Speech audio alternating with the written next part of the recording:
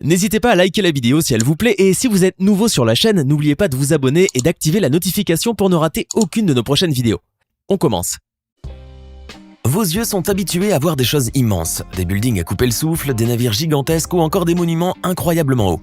Mais ce que vous verrez aujourd'hui sort complètement de l'ordinaire et défie toutes les lois de la grandeur. J'espère pour vous que vous n'avez pas peur de l'avion car aujourd'hui, nous vous proposons de voir, d'admirer, de vous émerveiller devant le plus grand avion au monde. Attachez bien vos ceintures, on décolle. Mais avant de commencer, saurez-vous répondre à la question suivante? En quelle année se sont effectués les premiers vols motorisés? La réponse sera donnée à la fin de la vidéo. On commence. L'Antonov AN-225 Mriya, un monstre de l'aviation. L'Antonov AN-225 Mriya, un si beau nom pour un si bel appareil. Il signifie en ukrainien rêve ou désir ardent vers un objectif. Cet avion cargo à drapeau ukrainien a été fabriqué à l'origine en République socialiste soviétique d'Ukraine, en collaboration avec la Chine. C'était bien à l'époque où le pays était encore rattaché à l'URSS. Il a été conçu dans le but de transporter rien de moins que la capsule spatiale Buran et sa fusée Energia, dont le programme a été avorté en 1988. La navette aurait effectué un seul vol sans pilote avant d'être détruite dans l'incendie d'un hangar. Symbole de la conquête spatiale russe, l'aéronef a même fait sa première visite au salon aéronautique du Bourget en 1989 avec une navette sur le dos. Le projet de construction de l'appareil a vu le jour en 1985, lorsque le ministère soviétique de la Défense a fait la demande au bureau d'études et de construction aéronautique ukrainienne Antonov de construire Mriya. Et Balaboyev, l'homme qui avait pris en charge le projet, avait exigé à cette époque-là que ce dernier soit une version améliorée de son prédécesseur, l'AN-124 Slan, un autre géant des airs, comme un petit retour en arrière. Un avion unique et historique. Comme je vous le disais, Antonov AN-225 a été construit au milieu des années 80 et n'a effectué son premier vol que le 21 décembre 1988. Mais avec la chute de l'Union soviétique en 1991, ainsi que la crise de l'industrie aéronautique qui n'avait pas arrangé les choses non plus, l'avion a finalement été délaissé dans un entrepôt. D'ailleurs, ses moteurs avaient été retirés pour être réutilisés dans d'autres avions. Ce qui fait qu'il est tombé aux oubliettes jusqu'à ce que le ministère soviétique décide de lancer un nouveau projet aéronautique. À un moment, on proposa des idées tout aussi farfelues les unes que les autres quant à la réutilisation de l'appareil. L'une d'entre elles suggérait d'ailleurs de transformer l'AN-225 en un avion de croisière. Ces 3 étages qui étaient capables d'accueillir des chambres, boutiques et casinos pouvaient très bien faire l'affaire. Quel gâchis, vous me direz. Eh oui, je ne vous fais pas dire. Mais heureusement, on recouvra rapidement la raison car en 2001, le Phénix renaît de ses cendres et rejoint de nouveau le ciel. Cette fois-ci en qualité de transporteur de matériels médicaux pour missions humanitaires ou encore de cargaisons trop volumineuses autour du monde.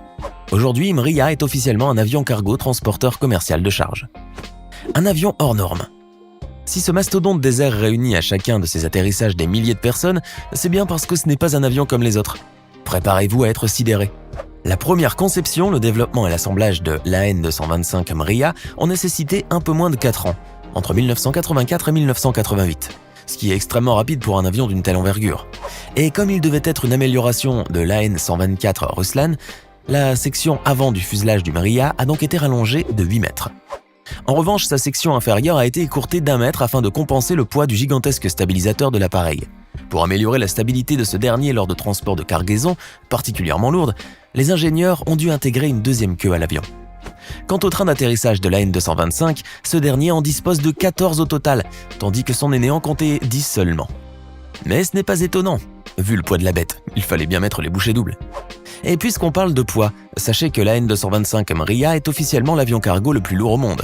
Ce grand colosse pèserait plus de 280 tonnes à vide, c'est-à-dire sans chargement ni carburant. Une fois chargé, là c'est une autre histoire. Le poids de l'avion peut atteindre les 640 tonnes. Quant à sa taille et son envergure, elles sont tout aussi impressionnantes. L'Antonov AN-225 Mriya mesure 84 mètres de long contre 76,4 mètres pour le Boeing 747-8 et 73 mètres pour l'Airbus A380. Sa largeur est d'environ 88,4 mètres contre 79,8 mètres pour l'Airbus A380 et 68,5 mètres pour le Boeing 747-8. En revanche, il est classé seulement 3e en envergure derrière le Swallow qui mesure 117 mètres et l'hydravion géant H4 Hercule qui est de 97,54 mètres. Sa hauteur au niveau de la dérive est de 18,1 mètres. Quant à ses ailes, celles-ci ont un débattement d'environ 6 mètres. Et la soute, parlons-en de la soute. Celle-ci a des mensurations exceptionnelles. 43,32 mètres de long, 6,4 mètres de large et 4,4 mètres de hauteur. Cela équivaut à une surface de 280 mètres carrés et un volume de 1300 mètres cubes. Avec un compartiment cargo aussi vaste, l'An 225 pourrait engloutir dans ses entrailles des cargaisons impressionnantes. Comme par exemple des mâts d'éoliennes, une rangée d'une cinquantaine de voitures, des turbines pour des centrales électriques ou encore des rames de tramway. Bref, vous avez compris. L'Antonov AN-225 Mriya possède également un système de chargement et de déchargement très pratique. Le compartiment dispose en fait d'un pont roulant de 5 tonnes sur lequel sont fixées des roulettes qui parcourent toute sa longueur. Efficace. L'appareil possède aussi une grue interne qui permet de charger ou de décharger des masses jusqu'à 30 tonnes par objet. Et puisque l'on parle de chargement, celui-ci se fait par l'avant de l'avion avec le cockpit relevé. Un vrai spectacle. Depuis son tout premier vol, l'AN-225 ne détient pas moins de 100 records, notamment celui de la masse maximale au décollage avec 508 200 kg, de la charge utile avec 156 300 kg et le record de l'altitude maximale atteinte avec charge qui est de 12 340 mètres. Une belle gueule quand même. De face, l'Antonov AN-225 Mriya est très saisissant, intimidant même. Il dispose de 2 drôles de bosses sur le dessus de la carlingue, en guise de galerie de toit. Elle permettrait en fait de caler la navette ou les tronçons de fusée. Et sa ligne, quelle ligne! Ne vous y méprenez pas, car lorsque l'on qualifie l'Antonov AN-225 Mriya de monstre de l'aviation, cela ne veut pas dire qu'il est moche à voir, c'est tout le contraire. Ses courbes et sa ligne ne font qu'ajouter de la superbe à l'avion, et son envergure n'enlève rien à sa beauté non plus. En tout cas, c'est ce dont témoignent les nombreuses personnes qui ont eu la chance de le voir voler. Mais gardez bien les pieds sur terre et redescendez de vos nuages, car on passe à présent à l'essentiel, les incroyables capacités de ce gigantesque cargo. Et on vous promet, c'est du lourd. Des capacités extraordinaires. Les capacités de l'AN-225 Mriya sont aussi extraordinaires que sa taille. L'AN-225 est un très gros porteur. Il est en effet capable de transporter, tenez-vous bien, jusqu'à 250 tonnes de cargaison, avec une autonomie de 4000 km à 15 400 km, selon la charge. Le géant ukrainien est capable de transporter dans son ventre des hélicoptères de combat, des camions militaires, des chars ou encore des transformateurs, bref, tout ce qui est capable d'entrer dans son énorme soute. Et pour supporter tout cela, le géant des airs possède 32 roues au total.